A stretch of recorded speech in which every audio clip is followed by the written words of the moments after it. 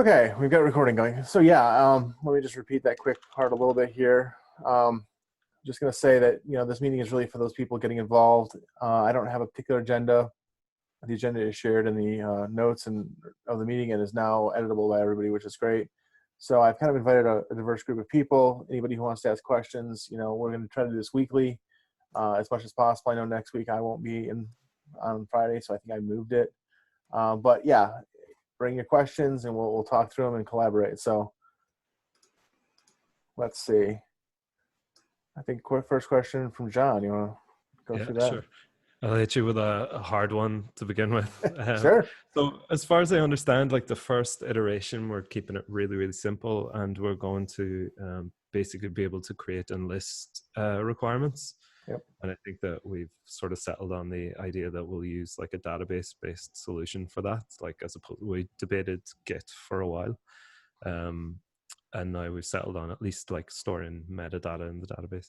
So I'm kind of wondering. What value do you think that'll bring for customers? And do you think there'll be enough value to get some customers, like some engagement from customers at that stage? Or will we have to sort of work on something else straight after? I mean, I think the intent I have after talking to Eric and Scott and some of the product alignment stuff we've been doing is they really want to focus on this because there's a large potential for ICV here, and there's really an untapped market that we would like to be able to address. And I think we're going to see iterations on requirements management before it becomes, mature. There's going to be a lot of iterations. So I foresee a lot of the service desk work kind of being trailed off a bit and focusing more on the requirements management aspect. My point with the first iteration is mainly we need to get a platform for the developers to begin building out additional features and for the designers to begin designing additional features. I'm not sure if customers are going to switch over to GitLab or heavily utilize requirements management with the first iteration. I do know there are a bunch of customers who are interested in seeing where we're going with it and want to just get involved and start playing with it. And I think that's incredibly valuable. That will allow us the opportunity to get their feedback, which will help us shape the product even more. So is it enough for them to use it and actually use it in their production environments?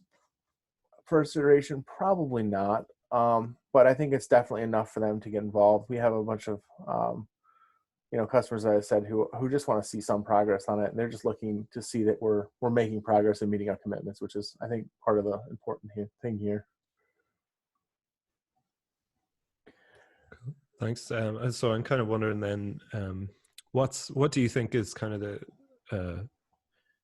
the simplest thing we can do to actually like provide real value? I mean, it's possible like we won't immediately land an aerospace company off the first iteration, but Sure. in terms of providing value for customers that require less stringent, I guess, requirements management, what's your view on that?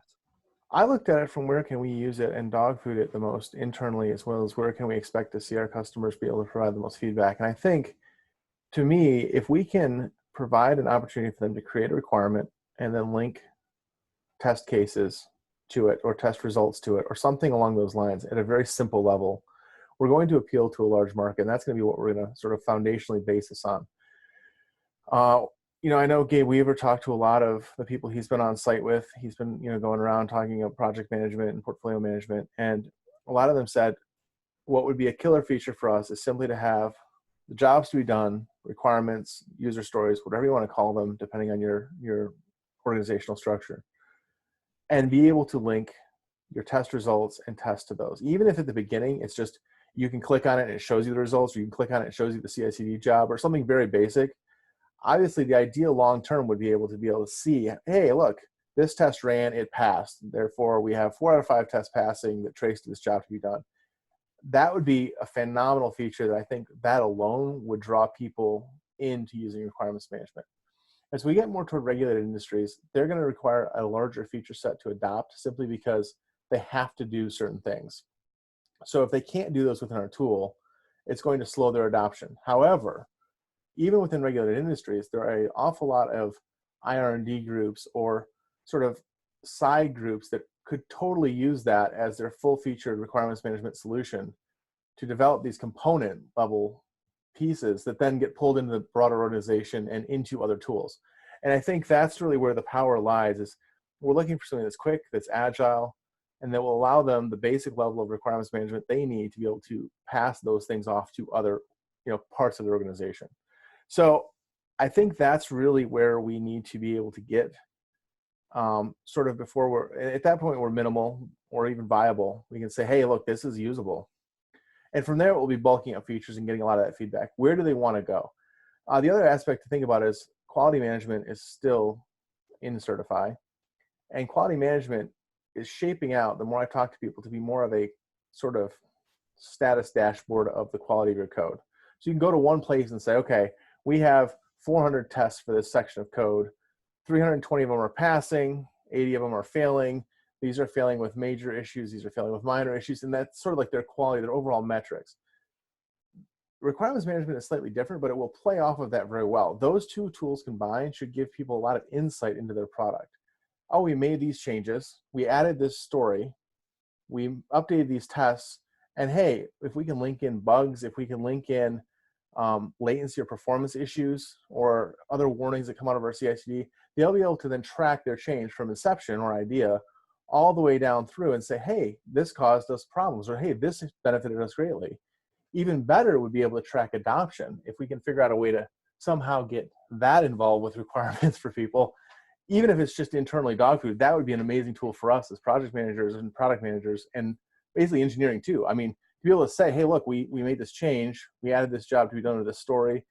We implemented it. We rolled it out. And look, we've got people using it. And here's the feedback we're getting from that. Something that ties that all together is an incredibly powerful tool. Cool. Thanks. Absolutely. I'll let Nick field his question. Yeah, go ahead, Nick. Yeah, so I know initially the plan was to create requirements at the project level utilizing the repository. With some of the recent discussions from Gabe and Eric, has that changed to maybe starting with the group level instead? Yeah, I think right now, in talking to the engineering, I don't know if we're going to start the project at the group level, but the idea was we need to get it to the group level. That's sort of a need.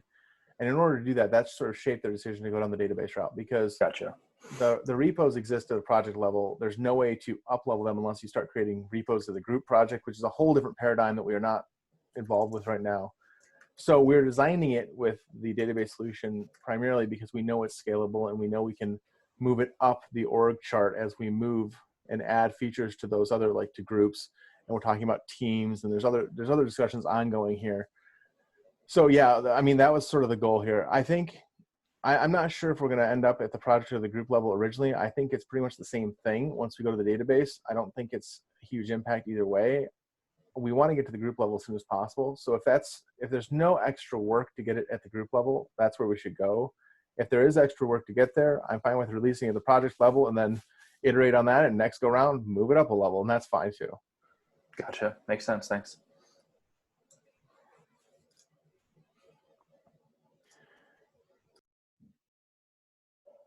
Anyone else?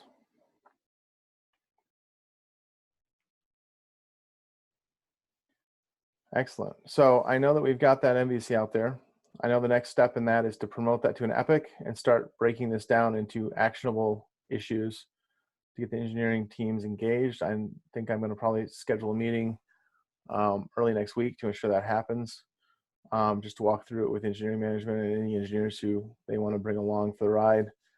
And we can start trying to really, decide on how we're going to implement these over the next couple of release cycles, what's going to go where, and how we're going to actually get it out the door. Because that's the next major point.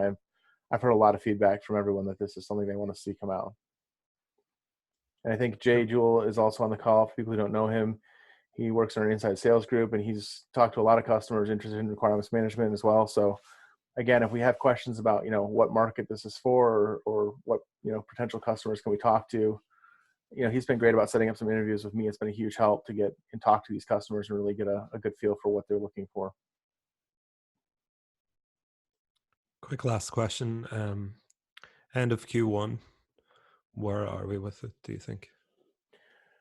End of Q1, I'm hoping to be able to be at the point, that's basically 3 months. So that's this release cycle plus 2 more. I am very much hoping to have the ability to create requirements and the ability to tackle and solve the problem of tracing those to tests. I think that's something we need to figure out. I think we need to get a research spike together to sort of span 12.8, 12.9, sort of a 3-week chunk in there where we figure out how exactly we're linking things. And it's not just us. There's other parts of the organization that are trying to start to get ties together. I know release governance and those types of things are being asked a lot, and that has ties in the same method. So I would love to, from a requirements perspective, have requirements created and the ability to trace tiers of requirements down to tests and or code files. And it can be rough. It doesn't have to be beautiful. It doesn't have to be great. But you know, we can bring beauty and lovability along the road, but remember, lovability is at the end. So we need to get function out. Good morning, everyone. If I could just say something real quick.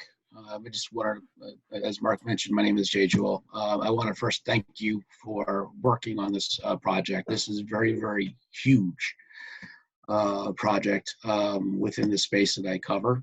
Our customers are asking for it, and this is a major game changer for them to be able to use a requirements tool within GitLab to increase their visibility within the lifecycle. And again, using one pane of glass, as I like to say, from the start to finish, and adding requirements and quality management on, is going to be a game changer.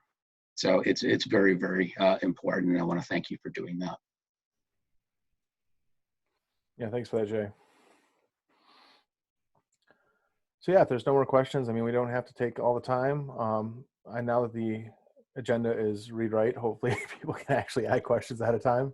And I'll try to, you know, come in beforehand and add a few comments here and there, but I'm happy to discuss whatever we need. And just, yeah, I want to keep this going. And as we get this rolled out, I'd love to be able to do the sort of instructional chunks of this too. So maybe the first 5 minutes we'll tackle, you know, all the questions we've gotten. You know, if we get a lot of questions about a specific feature, maybe I'll put together a couple of slides and sort of present that as a, you know, to whoever wants to join from the company, just so that we can ensure we're getting this rolled out efficiently and ensure that we're all talking the same language, because I think that's pretty important as we go to market with this. Hey, Thanks for your time, Mark. Yeah, thank you. Maybe you'd consider as well just the way Eric does with his office hours, like, you know, do feel like you can move them around a bit so Absolutely. that other members of the team can come in. I was going to try to schedule more midweek, ideally, because I think Fridays for a lot of people are hard, or they want to just spend Friday trying to get everything done before the weekend so I don't have to worry about it. So I was going to try to move them so that maybe we do like Tuesdays or Wednesdays, which can be kind of busy, but do like in the morning-ish 1 week my time. So it'd be like 8 a.m. Eastern. I don't know how that works out for people. And then like 4:30 Eastern, and that should hopefully hit the gamut. I think if you do one morning your time and one evening your time the odd time, like you'll cover pretty much. It's about the best I can do. Yeah. You know, so I will work on rolling that change out. That's a great feedback. Thank you.